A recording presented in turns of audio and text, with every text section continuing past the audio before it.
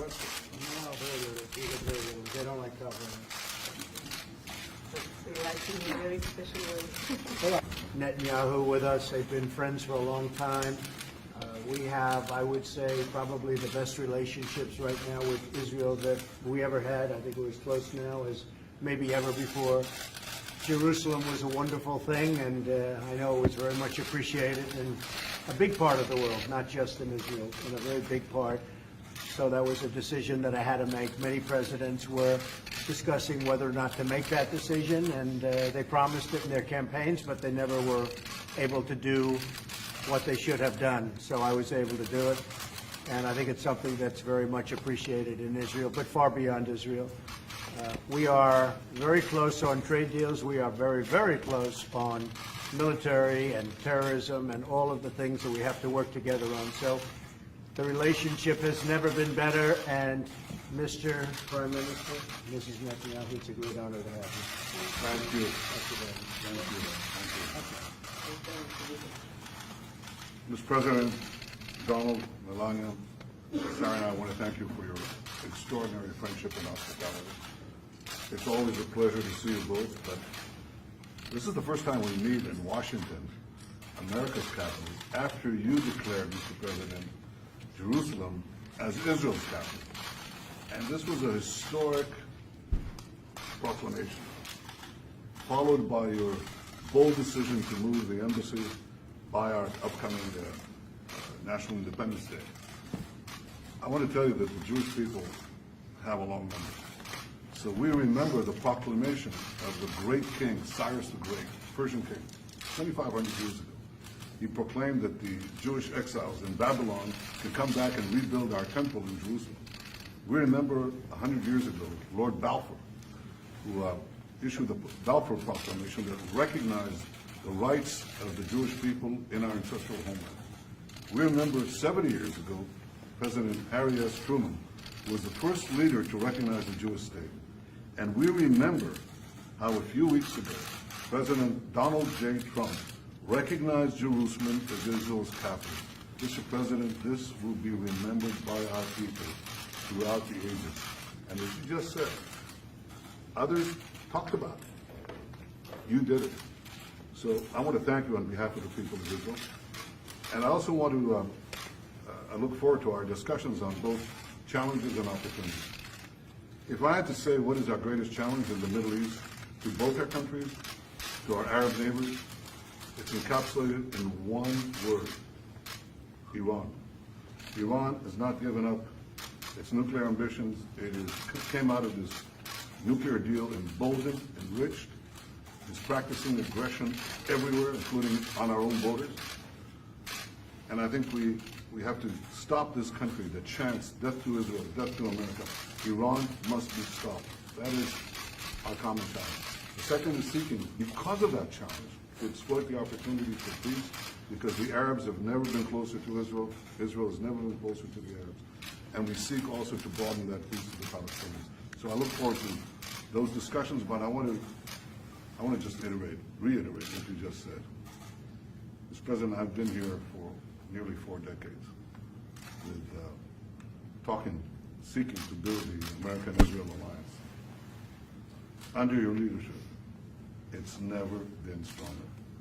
And the people of Israel see your position on Jerusalem, they see your position on Iran, they see your magnificent defense of Israel and the truth in the United Nations. And I, as Prime Minister, see something that you as President see, but others can't see. It's the extent of our intelligence and other cooperation in matters that are vital for the security of both our peoples. And Mr. President, I just want to say thank you for your leadership, and thank you for your tremendous friendship. Thank you. Thank you very much. Mr. President, when you may, I may. We're looking at it. We'll have it built very quickly. A lot of people wouldn't be doing it quickly like that. We're going to have it built very quickly and very inexpensively. They put an order in front of my desk last week for $1 billion. I said, $1 billion? What's that for? We're going to build an embassy. I said, we're not going to spend $1 billion. And we're actually doing it for about $250,000. So check that out. Now it's temporary, but it'll be very nice. $250,000 versus $1 billion. Is that good? Yeah. So can we say that you're contemplating? We're looking coming at to coming if I Jerusalem? can, I will, but I'll be there again. Israel is very special to me, special country, special people, and I look forward to being there, and I'm very proud of that decision. And what about your peace deal? When will you present your peace deal? But we're going to see. We're working on it very hard, and we'd like to, look, it would be a great achievement, and even from a humanitarian standpoint, what better if we could make peace between Israel and the Palestinians. And I can tell you, we are working very hard on doing that, and I think we have a very good chance. And the biggest difficulty that anybody's had, you look over 25 years, nobody could get past, number one, Jerusalem. They couldn't get past it. We've taken it off the table. So this gives us a real opportunity to do peace. We'll see how it works out. The Palestinians, I think, are wanting to come back to the table What if they don't? very badly. If they don't, you don't have peace. You don't have peace. If they don't, you don't have peace, and that's a possibility also. I'm not saying it's going to happen. Everybody said this is the hardest deal to make of any deal. Whenever you have a hard deal, like in business, you say, oh, this is almost as bad as Israel and the Palestinians. You use it like as an example. This is the hardest deal.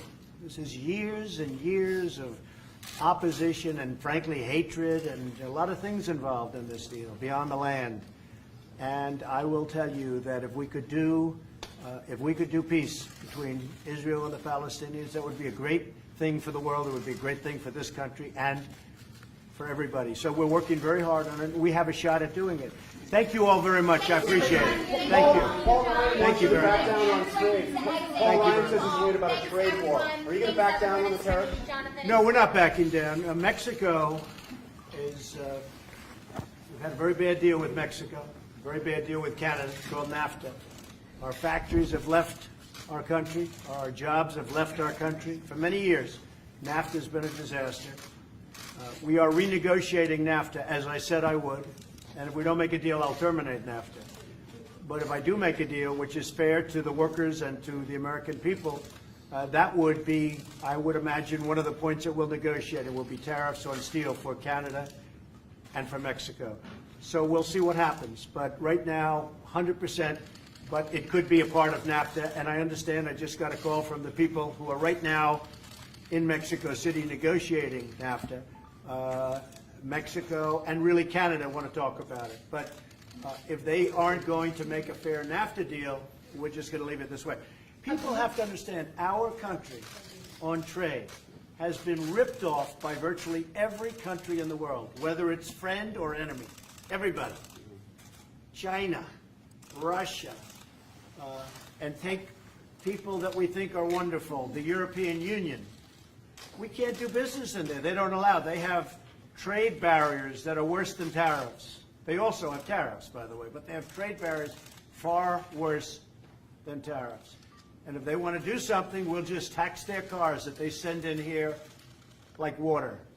So we may have friends, but remember this. We lost over the last number of years $800 billion a year. Not $500,000, not 12 cents. We lost $800 billion a year on trade. Not going to happen. We got to get it back. And of course, the biggest problem is China. We lost $500 billion. How previous presidents allowed that to happen is disgraceful.